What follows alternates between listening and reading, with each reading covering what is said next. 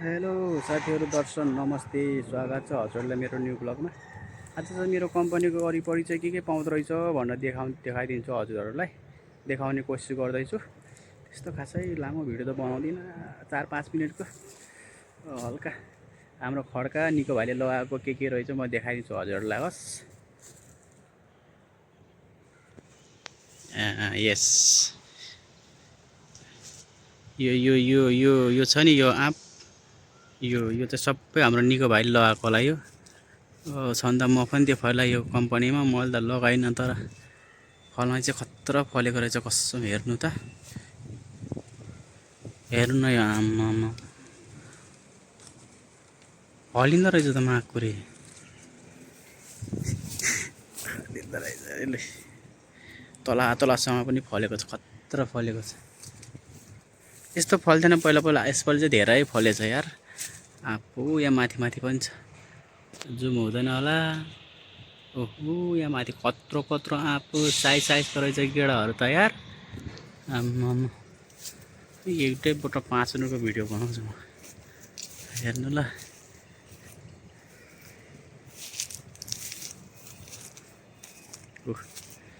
चारैपट्टि यत्रै फलेको छ। योभन्दा पछाडि पनि छ एउटा, त्यहाँ पनि जान्छु म एउटा।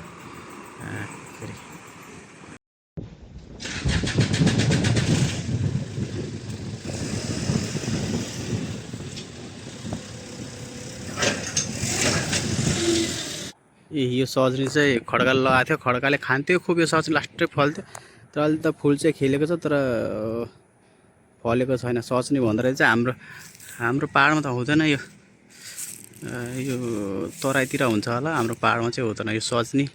हाम्रो खड्काको फेभरेट थियो, केटो नेपाल गयो त्यहाँदेखि यो पनि गयो माकुरी। यो के गयो, फल्दैन त। यो चाहिँ उखुबारी थियो, यो हामीले खुब खान्थ्यौँ। अहिले त केटाहरू सब नेपाल गयो, कसले हेर्छ, सब चोरेर बर्बाद बनाइदिएछ माकुरी। यो के हो केटाहरूले खाएको, यो चाहिँ खासमा। यो चाहिँ हाम्रो कम्पनीको पछाडि यहाँ नि खतरा फलेको रहेछ यार आँप त। आम्मामा खतरा फलेको रहेछ, हेर्नु त, माथिसम्म फलेको छ।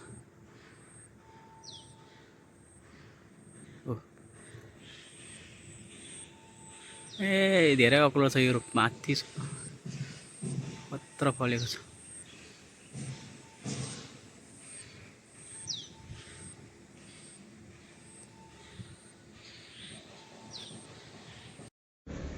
लो साथीहरू, मैले भिडियो बनाउनु गएको, लामो बनाउनु सकिनँ। आजको लागि चाहिँ मैले भिडियो यति नै होला। मेरो भिडियो योभन्दा लामो चाहिँ मैले बनाउनु सकिनँ। अब अर्को भिडियोमा भेटौँला।